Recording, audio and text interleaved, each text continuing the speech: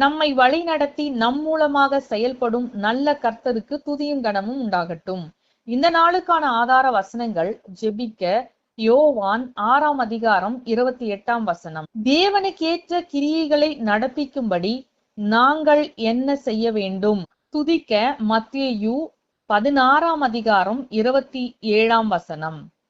மனுஷகுமாரன் தம்முடைய பிதாவின் மகிமை பொருந்தினவராய் தம்முடைய தூதர்களோடும் கூட வருவார்.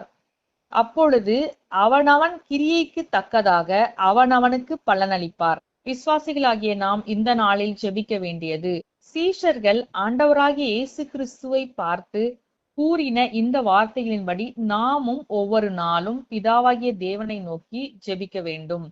நாம் தேவனுக்கேற்ற கிரியைகளை நடப்பிக்கும்படிக்கு நம்முடைய வாழ்வில் நாள்தோறும் என்னென்ன காரியங்களை செய்ய வேண்டும் என்றும் தேவனை மகிமைப்படுத்தும்படிக்கு நாம் எதையெல்லாம் செய்ய வேண்டும் என்றும் கர்த்தரிடத்தில் ஜெபித்து அவைகளின்படி நாம் செய்ய இந்த நாளில் நம்மை ஒப்பு கொடுத்து கர்த்தருடைய பாதத்தில் காத்திருக்கலாம். மேலும் நாம் செய்கின்ற செயல்கள் எல்லாம் கர்த்தருக்கு பிரியமானதும் அவருக்கு ஏற்றதுமாய் அமையும்படிக்கு ஆவியானவர் நம்மை வழி நடத்த வேண்டும் என்று இந்த நாளில் அவருடைய ஒத்தாசையை நாடி ஜெபிக்கலாம். துதிக்க வேண்டியது, கர்த்தராகிய கிறிஸ்து வரும் நாளிலே நம்முடைய கிரியைக்கு தக்க பலன் நமக்கு உண்டு என்ற நிச்சயத்தை அவர் நமக்கு கொடுத்திருக்கின்றபடியால் அந்த நல்ல கர்த்தரை நாம் மனதார நன்றியோடு ஸ்தோத்திரிக்கலாம்.